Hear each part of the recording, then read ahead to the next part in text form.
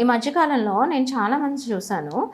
Delivery అయిన వెంటనే ఏంటంటే, మదర్‌కి పాలు రావడం అనేది చాలా తక్కువ. చాలా ఒక 1, 2 డ్రాప్సే వస్తూ ఉంటాయి.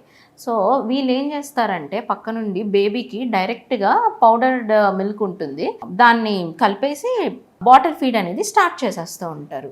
సో, ఇది చాలా తప్పు. ఫస్ట్ మదర్ దగ్గరికి బేబీని పెట్టి బేబీ సక్ చేసేటట్టు చూడాలి. ఆ 1, 2 డ్రాప్సే చాలా ఇంపార్టెంట్. బికాజ్ అందులో ఇమ్యునోగ్లోబులిన్స్ ఉంటాయి.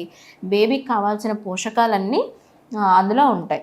సో, ఒకవేళ మనం ఫస్ట్ మదర్ దగ్గర నుంచి సక్ చేపిచ్చి, అప్పటికే ఆ ఫీడ్ సరిపోతే, అప్పుడు మీకు మీ పీడియాట్రిషియన్ ప్రిస్క్రైబ్ చేస్తారు.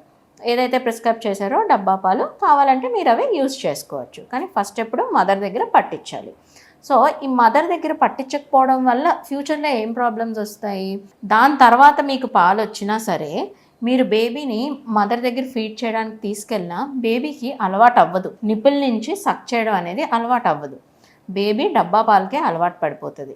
సో, అప్పుడు చాలా కష్టమయ్యి ఇంకా మదర్‌కి కూడా పాలనేవి గడ్డలు కట్టేయడం, చాలా ఎక్కువ నొప్పి రావడం, రొమ్ముల్లో నొప్పి రావడం, హెవీగా అయిపోవడం, దానివల్ల జ్వరం రావడం, కొన్ని కొన్ని సార్లు గడ్డలు కట్టేసి అవి చీమి పట్టేయడం, ఇటువంటివి కూడా జరుగుతూ ఉంటాయి.